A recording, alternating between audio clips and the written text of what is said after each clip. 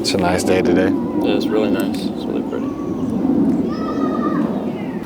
Alrighty, so here we have Vic And Eric. with V-Clips Entertainment and Stuteville Landscaping, breaking down how and who this person is. He seems like the chair's too small for him because obviously he's a little too big.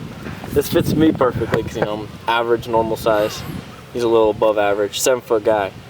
And the people want to know who you are, where you come from, who even are you? You're just some tall white dude that does landscaping. Well, break it down. Yeah, I would say obviously when I see a person for the first time, their initial thing is like, oh my God, you're so tall. And yeah, I did play basketball, but to break it down a little bit more, from Orangeville, California, grew up there, went to Casa Roble High School, really wasn't that good at basketball in high school. And then obviously being taller, my mom is 6'3" or 6'2", 6'3". My dad's 6'8", 6'9", so they made two big kids. I'm 6'10". Are we going off track here? No, you just talk, okay. man. Just do your thing. This is about you. We want to know about you. All right. Want to know who is Eric Stuteville? Okay. Orangeville, grew up. My parents are taller parents, so genetically they made two big babies. My whole entire family is tall. Like the shortest guy in my family is like 6'5", that's Mike, and all the women are pretty tall too. So we grew up around big people, eating a lot of food, was kind of a chunky kid, but thank God I ended up growing up more than I did after I grew out. And really wasn't into sports at a super young age. I was more like into band, having fun doing that. And then my mom or dad never really pushed sports on us that much. Obviously they wanted us to play basketball, but because they didn't really push that on us, I think myself and my brother, we found a liking toward it and we really enjoyed doing that. Also helped too, you know, growing up with a lot of work ethic. My grandfather, he was a general contractor for a little bit of time and superintendent, worked for the union. And so we grew up doing projects with him, getting stuff done. Like, damn, I have to take my phone's ringing. Like, hey, businessman, busy man. Mike's busy. Mike's calling me. Sorry, Mike, I'm not going to answer that. But just know I acknowledge you. Right Mike's watching. But yeah, go ahead. So, obviously, everyone sees your Instagram videos. Everyone sees what a goofy guy you are. Super energetic, high out there, never low, always on the high up level, which is awesome. It's great energy. It's fun filming with you because of that energy. But growing up, what kind of kid were you? Were you also goofy, loud, quiet? I was pretty goofy. You know, my family always looked at me like, what are you doing? You know, like making noises, doing stuff, like crazy stuff. You know, my mom, to this day, like my brother and my dad, like whenever I'm saying something or making a face or making a weird noise, they look at me like, what are you doing? So like, but I would just say, yeah, I've kind of always been like that. What was the question? What was the full question? What kind of kid were you? Okay. So quiet, loud, yeah. I think I wasn't very a creative kid. Like I just liked to play sports, play basketball. I was a chunky kid. Okay, Mike and I were both chunky kids. We ate a lot of food. We were very wide, and like I said, we ended up growing up. But being a chunky kid, you get picked on, you get bullied a little bit. So it gives you a nice humbling, you know. So the self-confidence you develop as a mature person, as an adult, you know, having those things that have happened in your past, yeah, it was good to happen for your character development. But yeah. I think bullying is important growing up.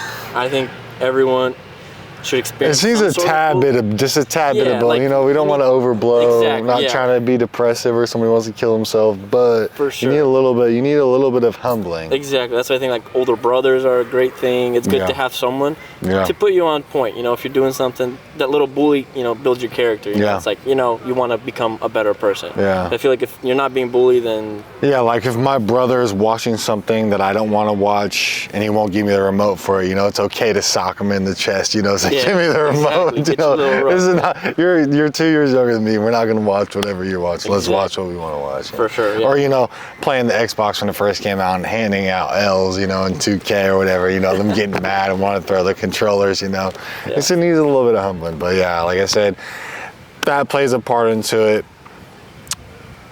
Just being a goofy kid. Obviously, we grew up outside a ton. We were like that last generation that didn't have like the iPads or the tablets or like the computers or the iPhones. So we were outside a good amount. Yeah. Yeah. Something how I spent my childhood. Yeah. Even though I'm younger, but I always spent my my free time outside. Yeah. Didn't want to go inside.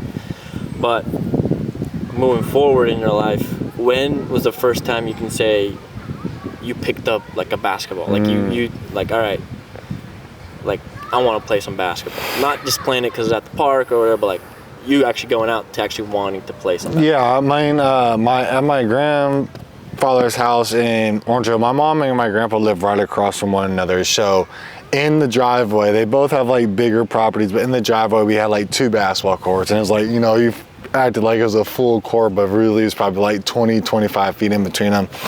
And we'd go outside all the time, like ask, cars are in the driveway, hey grandpa, can you move your truck? So we'd go out there and playing horse, playing around the world, playing on one-on-one, lowering it all the way down, trying to dunk on it or whatever. But yeah, what age would I say that it is? Maybe like 10, 11, 12. And then from there we played like we played in like the youth sports programs at like the community centers. And then by the time I was 12, 13, that's when you go into middle school. And I didn't make my middle school team because, like I said, I was a little bit bigger. I was a lot bit bigger. Wasn't very good at basketball. Got cut from my middle school team. I made it my 8th grade year. Then I go into freshman year of high school. Made the team because we had like 6 people. Sophomore year, it was finally like that. I was a freshman, I was a big kid. I was like 6'2", 230 pounds. And then I just shot up in height. And then I was like, over that summer to my sophomore year, I became like 6'7", 6'8". And then just was like, looked like a freaking fresh baby deer out there. Like, don't know how to like work into this body that's like new, long, lengthy. Yeah, I wasn't very good at basketball, but I enjoyed basketball. Basketball's a fun thing, like at a certain point in time, especially now, I just have fun playing basketball, and you just kind of go back to those times where really you're playing at the park or you're playing in the driveway or doing whatever. So yeah, it's a lot of fun. So throughout your high school, you're playing ball. What, I guess, grade, or was it not in school or out of school, did you realize that you might be good at this? Like you realize, hey, I'm actually good at this. I can actually take it to the higher level. Yeah, and not to like ramble on too much, but going into freshman year, I wasn't a very good player, and I made the team because there were 6 people. And then from there, I started playing in AAU, and I went to play AAU for this organization called YCBA, if I can remember that correctly. And from the day, it's like the blue, like the light blue. Black, right? Yes, and black and like light blue, and white. Yeah. And the coaches, so many of the coaches, they told me, you'd be lucky to make your high school team. You'd be lucky to like play on varsity. You'd be lucky to even go to like play in college if you want to do that. So I was like, well, that's not very fucking encouraging. But and this is like the first time I'm playing basketball outside of high school basketball. And so my brother Mason has always been like super, super talented basketball player. Obviously, like he's big, physically gifted too, but he's always been a talented player versus like me. He also played professional, right? Exactly. He also played in high school, college, and professional. And Mason was big and skilled, and I was more just like big, had a motor, wasn't very skilled. And so I got on with Mason started playing AAU with the team, and I got on with that same team. And it was a travel team that was sponsored. And because it was sponsored, we go down to like the LA tournaments that had the college coaches that would come in and watch the events. And so we'd go down there. I started picking up some traction. I got invited to a couple camps on the East Coast, John Wall's camp, the Reebok Challenge camp, went out there. And like being a long, skinny white boy out there, and there's a bunch of dudes that are just super athletic, like Zach Levine's there. a couple other just NBA stars are there, you know, seeing those guys and they're stealing it, freaking windmill dunking, doing all that stuff, and you're like, holy shit, like these guys are on a different level. And you go there, so, and like I held my own, you know, and then from there I started getting a couple of different offers, like by my junior year. And my junior and senior year, I took a couple of visits to a couple of different places. You know, one place I ended up choosing was Sacramento State. And so, yeah, I started getting some traction my junior year of high school. I was looking forward, you know, that's the only way I was going to really be able to go to college and get an education if I got a scholarship. And obviously I wanted to go play basketball. And, you know, we got pretty far my senior year in high school. Mm-hmm. And we went all the way to like the semifinals of state, and you know, we lost. You know, it was a sad thing. And I had a couple other seniors on the team. You know, we all went back to the locker room. Coach, you know, thanked us for everything. You know, a lot of the dudes were crying, and I get that. And like that, their basketball was over, and I was like, you know, it was sad, but I was looking forward to going and playing into college basketball because I was like, I knew it would be fun. I knew it would be a different level, and definitely. Now getting the opportunity to play Division I was super fun, super looked forward to it. Yeah. That's pretty cool. Yeah. So you had different college offers, and what made you choose Sac State? Close to home? Oh man, I had a couple of different offers. I had an offer from Southern Utah, which is in Utah, obviously. Mormon-based school, and like, but they had phenomenal facilities, great school, good athletic facilities. Took a trip there with my mom, and it was like, you know, it was a nice place. I was like, it's the vibe for me, you know. I was like, there's nothing. I don't have anything against the Mormon religion, but it was just very religious. All like the people on the team were married, and I was like, I don't know if I want to be a 19-year-old married, you know, to, you know, something I haven't done, but. I also had a couple of East Coast offers like Colgate and a couple of different places on the East Coast like James Madison and very cold places that I was like, oh, this might not be for me. And then Sac State, you know, Coach Katz, like hats off to him, is like, you're busy as a college coach. You're recruiting, you're coaching, you're putting your blah, blah, blah, blah, blah, your schedule, whatever. And he made time in his schedule to come out to Orangevale, where he's from too, and recruit me. And so he did a great job in that. And, you know, I had a good vibe and wrote me a letter why I should come and had a plan for me. So definitely ended up choosing them. Not that I was 20 minutes away from home, but just because I felt like that was going to be the best fit for me. That's awesome. Yeah. So right out of high school, you went straight to Sac State. How many years in Sac State did you play before going pro?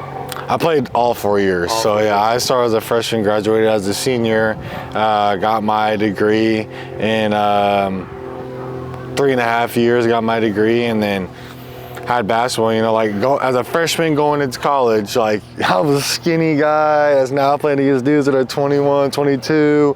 They're strong, they're athletic, they're experienced, and I'm getting my ass smacked around here like 'cause I'm not to par. Yeah. And so getting in the gym, getting your workouts in, practicing, making sure you're eating as much as you need to be eating is very important. And, you know, just having a couple of moments in your college career as a freshman that's like, okay, I belong here. I can play with these guys. Like we played at UCLA when they had Zach LaVine, when they had Norman,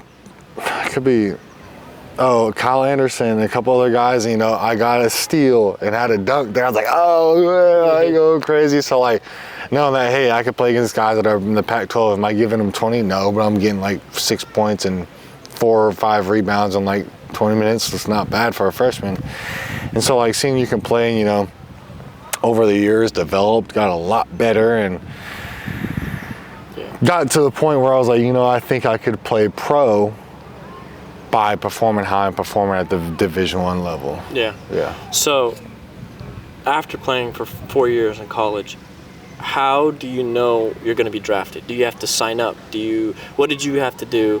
Or did you even know you were going to get drafted? Or it was just a call you got one night on draft night or a couple days after, like, hey, we're picking you up? Yeah. How did that work? So kind of how my experience went. So for everybody out there watching, I didn't get drafted by the NBA, and I'll kind of give backstory on everything on that. But when you're going to be drafted in the NBA, you kind of know when you're in college, like you're at a big school like Duke, Kentucky, LSU, whatever you name it, like big. So Sac State's like a mid-major Division I, and then you have your high major Division I's with like those people get a little bit more attention because it's a higher level of play. And those guys, you know they're going to get drafted or whatever have you not. Kind of how my situation went was the season finished in March. I had a guy an agent, Bill, reached out to me, started representing me, got me a couple of different offers overseas in different places, and then I was like, you know what, Bill, I think I can play in the NBA. He's like, okay, let's see what you can do. And so I get invited to, so after the draft, going into Summer League, the Kings have to put together like 15-man, 17-man roster to bring into training camp before the Summer League so they can get everybody trained up, everybody ready, blah, blah, blah. And of those 15, 17 people, maybe like 13, 14 people make the roster to go to the Summer League in Vegas. So I was one of those people, like 17-person invited. Ended up going in there, killing the workouts, doing a great job, and you know they let me know beforehand. My agent and my trainer Gus Armstead let me know beforehand that like, hey, they're probably not going to take you to Vegas, but they kind of want to bring you in as like a little PR thing. I was like, all right, whatever. But I'm going to go in there, work my ass off, do what I do, and go perform and end up making this spot to go to Vegas for Summer League. So we go to Vegas. That's like a whole 2-week thing, having an experience there, playing the Summer League with the Kings. Then we come back, and now you're working out. And now the NBA G League has a draft in September, October.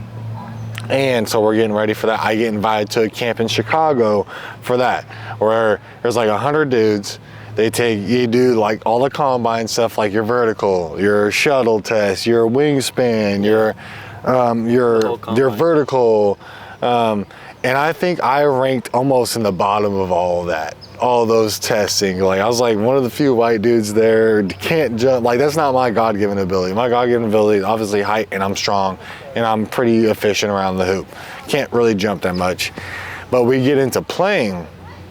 That's the secondary portion of the camp is playing. Yeah. And we just went out there and I was just killing dudes. Because like, you might be able to jump way higher than I can, but if I can hit you before you do that or box you out before you do that, like your ability to jump higher than me is taken away. This is where talent, skill comes in. Yeah, exactly. You can jump, be better, be stronger, but yeah, who can actually play better? Yeah, and I was kind of like, I knew what I was good at, which is being strong, boxing out, finish around the rim. So I didn't really try to do anything I was outside of the box. And I just stuck with what I was good, what got me that far.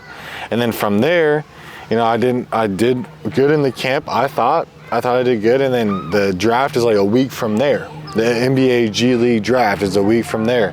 Yeah. And so we get into there, and I'm like, I called my agent, and was like, what are you thinking, what number? Like, is it gonna be today? Is it gonna be tomorrow? Blah, blah, blah, blah, blah. He's like, oh, let's just see. So the first pick for these, I forget what the Northern Arizona Suns, which is the Phoenix Suns G League team, they end up picking me as number 1 pick.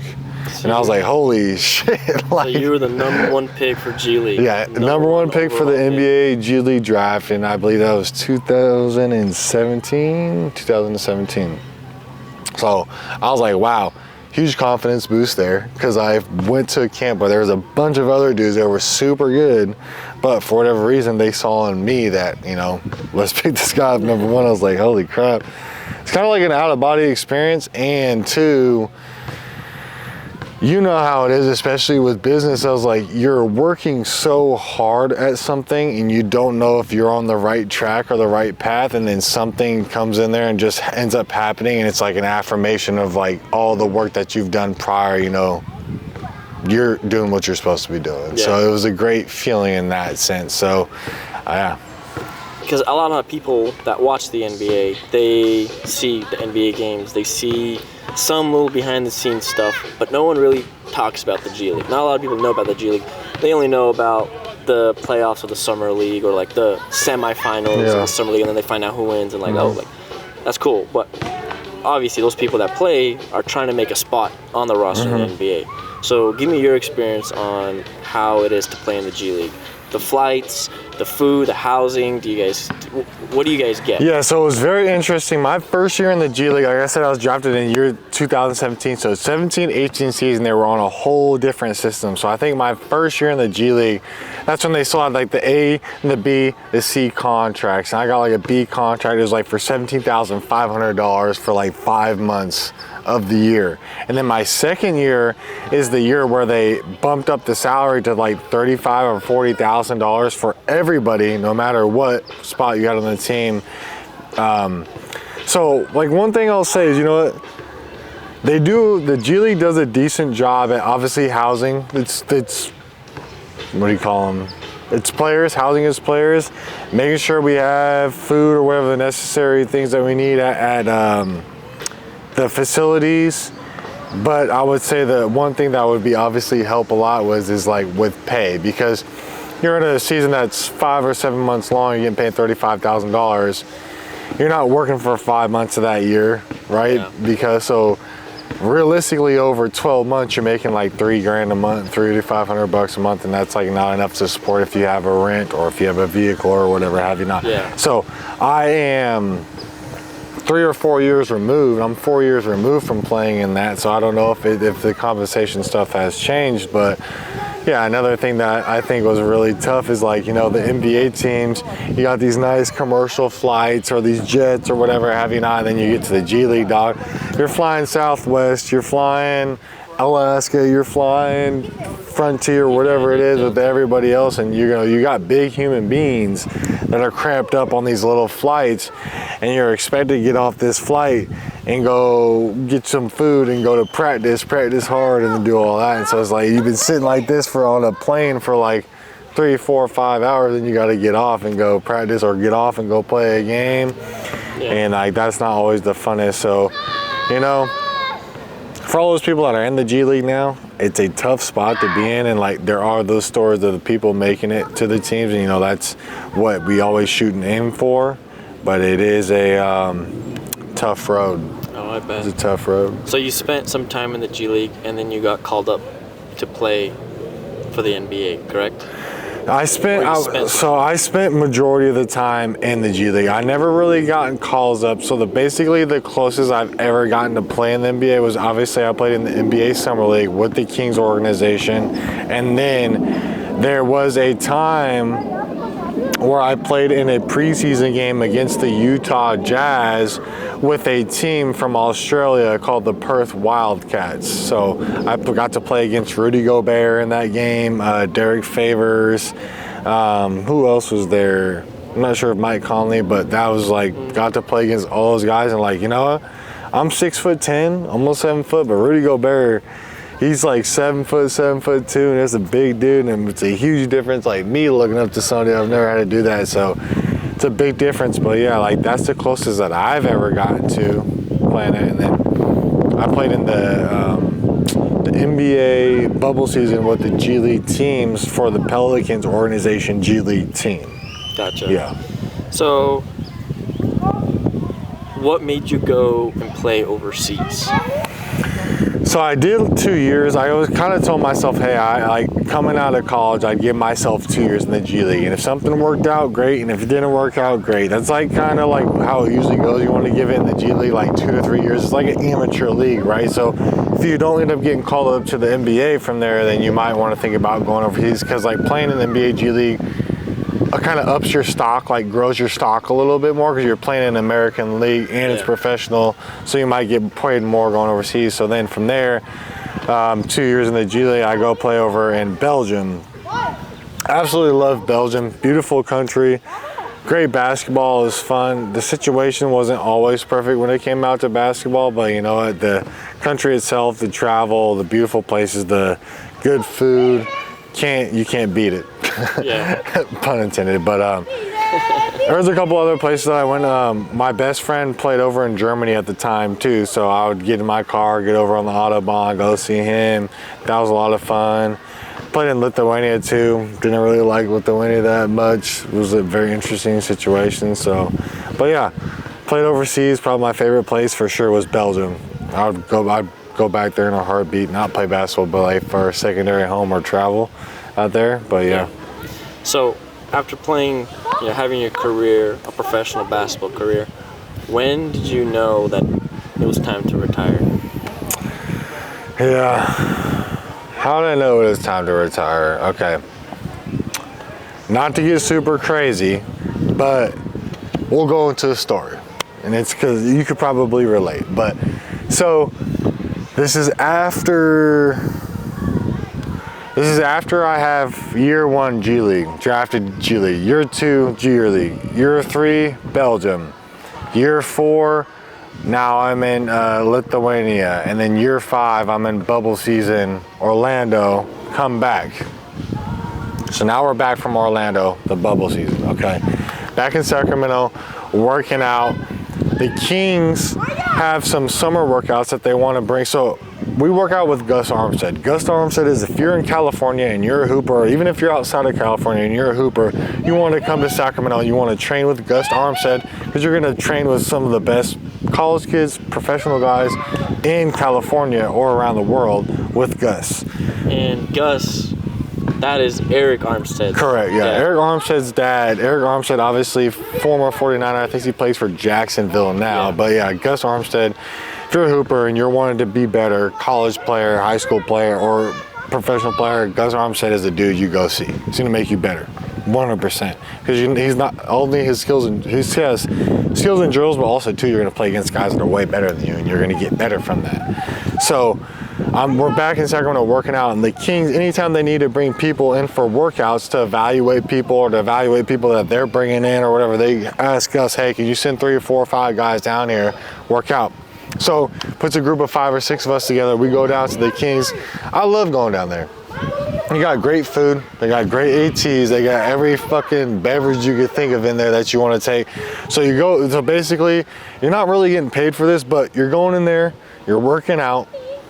Because you worked out. They're giving you lunch for free. Whatever you want to cook, whatever you want to make, whatever it is. This kid over here is killing me. He's hilarious. He's Michael Jackson. Vibing out. Yeah. So we're in there working out with the group, and we're just smacking these guys. Like, these are guys that the Kings have brought in to evaluate or whatever have you not. And we got 5 or 6 of us just going to work on these dudes. Being like, first game, we're beating them like 7-4. Second game, we won like 7-5. And then third game, and this is where I'll kind of revert back. So my wife is out of town at the moment, Natasha, and I went and picked my dog up from my mom's house. My mom was watching my dog that day, Micah. And I pull back up in the driveway before I go to drop off Micah and go get some groceries. I pull up in the driveway, and I'm just like, you know what? I had a moment with the universe, and I had a moment with God. I was like sitting in the driveway, and I was like, you know what? If this is the path that I'm supposed to be on, let me stay on this path. Let me go to the workouts tomorrow. Let me perform, and maybe we'll get noticed, and maybe we'll get an invite to mini camp or training camp and go from there and possibly make a roster spot on the organization's team. Because those stories happen. Those things happen. Like when the universe aligns, it happens, because I'm one of those people who's just gonna go until I can't go anymore. It's like beating a dead horse, you know. Yeah.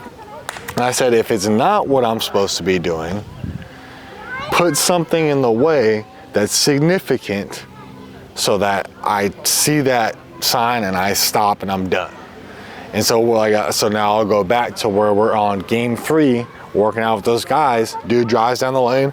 I go to contest it. He comes down, and I just absolutely, my foot lands on his foot, rolls over. And, you know, I've been hurt before playing basketball. Everybody's going to be hurt. If you play college basketball or pro basketball, you're going to get hurt. But there's a difference between getting injured and getting hurt. Injured, you can't play. If you're hurt, you're going to play all the time. And yeah. I felt my ankle turn. I never felt it, something like that. It popped. I stood up, and I was like, oh shit, like this felt different, like it hurt. And I stood up and tried to play. Couldn't. When got it taped up, I was like, oh, let's try to if we can see it taped up, because I was cooking, I was doing good. And I couldn't go. And I knew at that point that was the sign, and I'm not supposed to be doing this, and we need to move on to whatever's next, because like that's my sign. Like It was kind of an emotional thing, but I was like, you know, it's time to get on to something else, you know. Basketball has gotten me through college, paid for my college, got me a degree, came out of school debt-free, made some money playing some basketball, and have enough money to invest in starting a company, and, you know, let's do that. And after that moment, you realized this is not for you, is where Stuteville Landscaping came into the picture. Correct.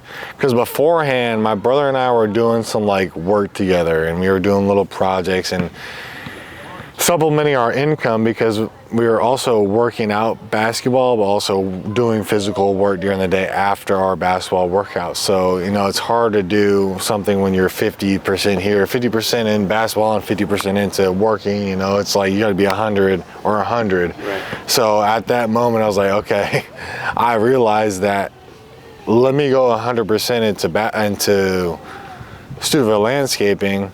Let me get out of basketball, and like from there, like it changed. Like I had no idea what to expect, obviously, but it exceeded my expectations and continues to exceed my expectations on what it started as and what it has become. And I'm grateful for shifting out of basketball, because this is what I do now is so much more fulfilling than what basketball was for me. Gotcha. So our time here is running short, running out of time, but it was great listening about your basketball, how you started. But obviously now that you retired, you're starting to run your now successful landscaping business, Stuteville Landscaping, in which we can cover on the next podcast, on the next segment, in which I'm sure the viewers will want to hear more about it. So I appreciate it for your time. Thank you for coming out. Thank you for having me. So after our little segment asking Eric, breaking down who he is, what he does, we're going to be doing a little segment playing 3-point knockout with a little twist. We're letting Vic, the other filmer, come and join our game. Let's play a little 3-point. Let's play a little 3-point knockout.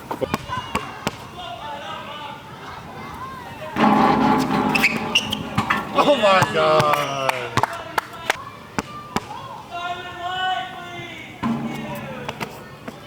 We only took 2 shots, and that just took it. Yeah. So do I?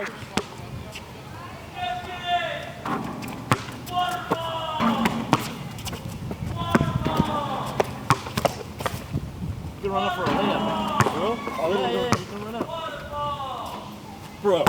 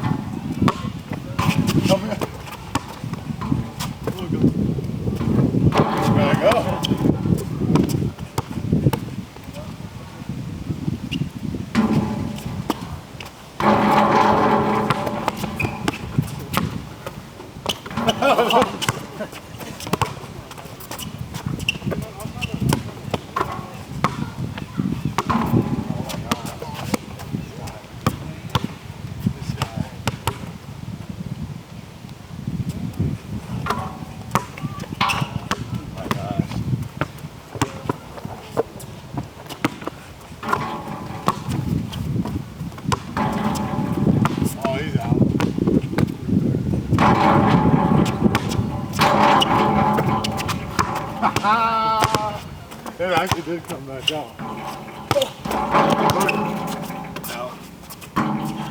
Let's go.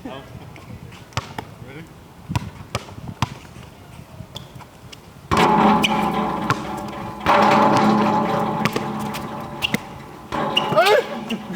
I missed it.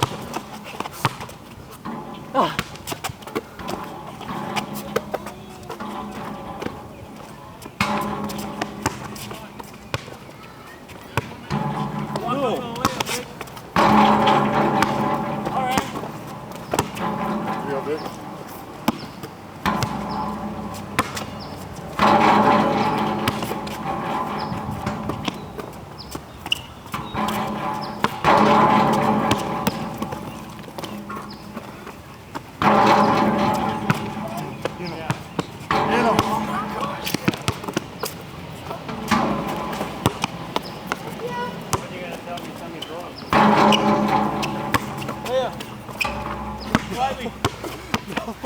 Why are you running away? Oh no!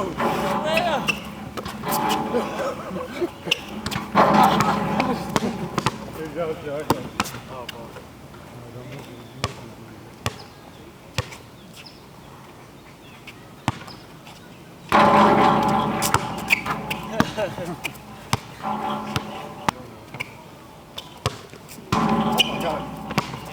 No, run after. Oh my gosh!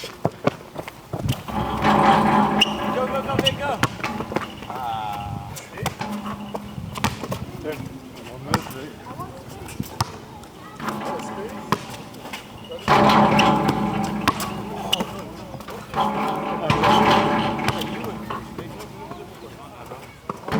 Dude, I can't use this.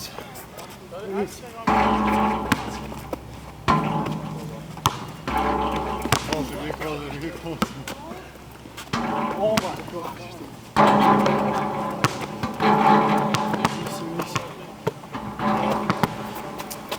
You missed the lap anyway.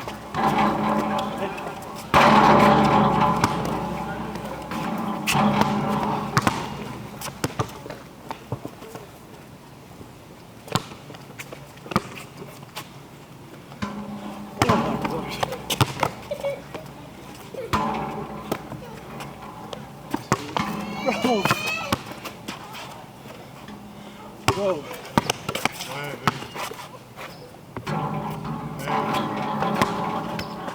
He's right back at you. Get him. Okay. Oh, he's out. Splash. You missed it. Oh.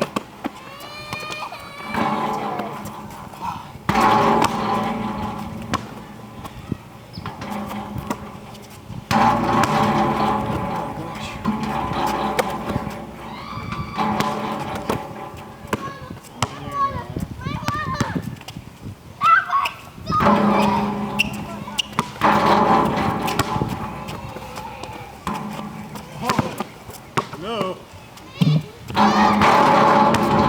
Oh. Made it?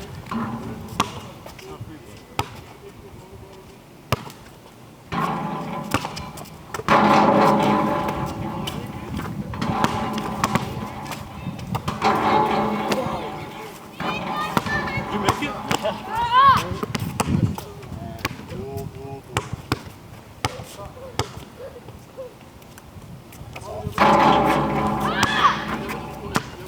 That's all you want to go free throw.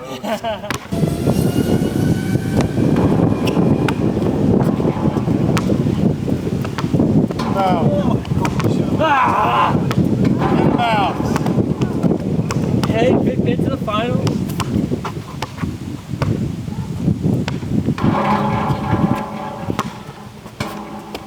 Live. Nice and easy, bro. Nice and easy, bro. Oh.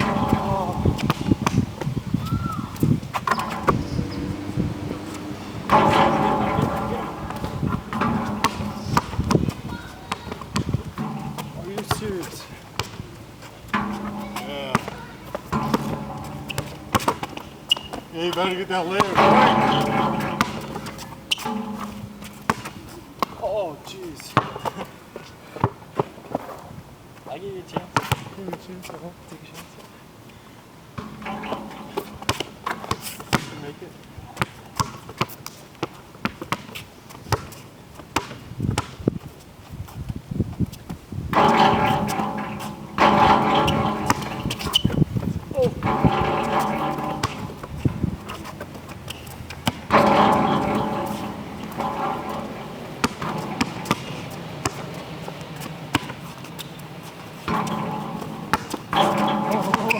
Come on, Eric.